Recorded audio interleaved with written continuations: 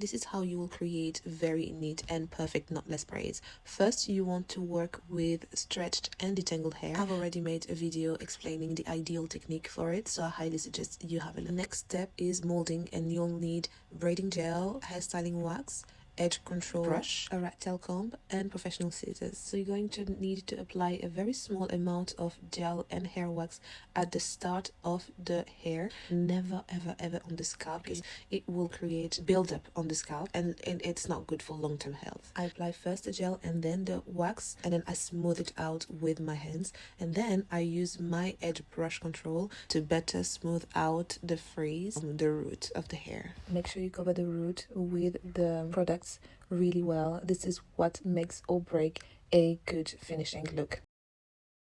Next, you will start braiding. Now, for the technique, I use the cornrow technique, and if you haven't seen this one yet, I highly suggest you watch it. It explains everything when it comes to starting a proper braid, especially the technique that allows you to have a painless, secure, neat, and consistent start of the braid. So you will divide the section into 3 equal strands, and you're going to start braiding.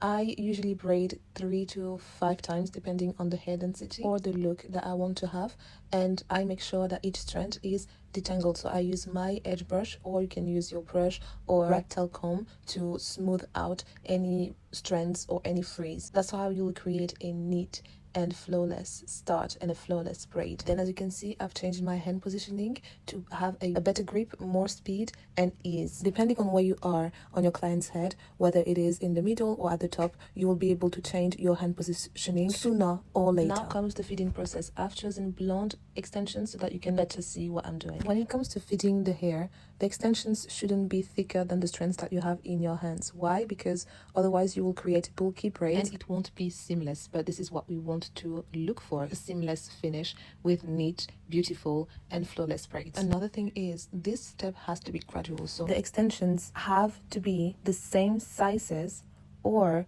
slightly thicker than the previous extension that you have added.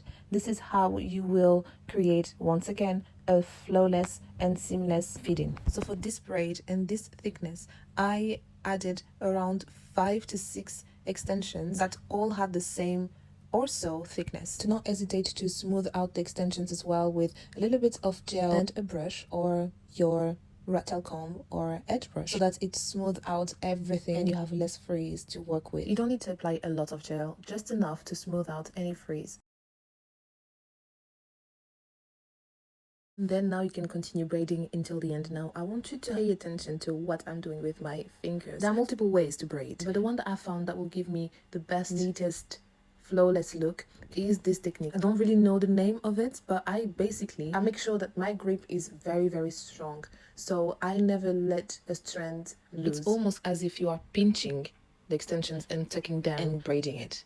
That's it. So you can try other techniques just to explore and know which one is the best suited for you. And now that you come at the end of the braid, you have many options to secure the braid. You can braid until the very end. You can also knot, and this is what I'm doing right now. I'm taking the thinnest possible piece of extension and I'm creating a loop, and then I basically knot 3 to 4 times just to make sure it is really secure, and that's it. You can also curl the end, and I will do a separate video on that. So there are many ways to securing it, but I always make sure that if my braids are not braided until the end, they are at least knotted. Finally, this is probably one of the most important steps. Cut all the flyaways from the braids. 2 things: it visually makes a difference and it looks much more professional and intentional, and second, it is also comfortable for the person who is wearing the braids, because otherwise the flyaways can be a little bit prickly.